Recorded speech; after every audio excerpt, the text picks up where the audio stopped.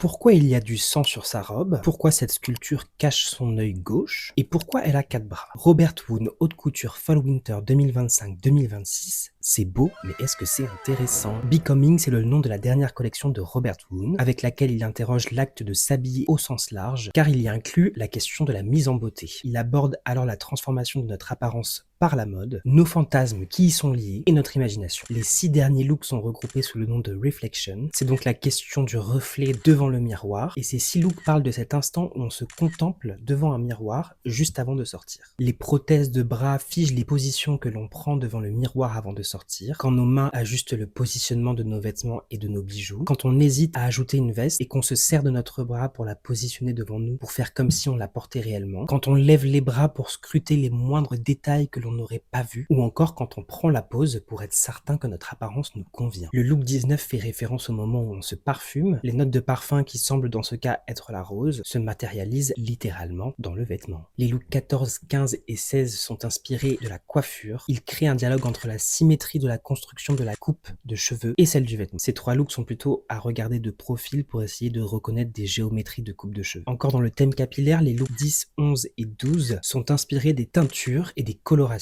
On reconnaît des taches de décoloration sur des serviettes de bain noires, des taches de coloration rose sur un peignoir, ou encore le tonnerre bleu qui neutralise les reflets indésirés des cheveux blonds. J'adore. Le look 6 marque très bien cet instant de transition où l'on s'apprête à partir, ce moment où la robe est enfilée mais qu'il reste encore quelques minutes à attendre pour que le masque finisse de poser, mais qu'en essayant à tout prix de gagner du temps, un pied est déjà chaussé d'un talon alors que l'autre porte encore des chaussons. D'autres looks abordent la transformation de l'identité, les rites de passage comme le mariage et l'adolescence. Le dernier look, la robe de mariée avec ce corset qui possède des empreintes de la main, scelle le positionnement des mains de la mariée qui est contrainte de rester dans cette posture, alors que la sculpture de tête de Inner Child, l'enfant intérieur en français, matérialise un moment de doute, de crainte, d'incertitude, en cachant d'une main l'œil gauche de la mariée, comme un enfant qui a peur d'affronter une situation et qui cache ses yeux pour se forcer à faire face à ses peurs. J'adore. Look 22, la robe Nana, elle est inspirée du manga du même nom et de son adaptation au cinéma. La robe est une hybridation de l'identité des 2 personnages principaux, Nana Osaki,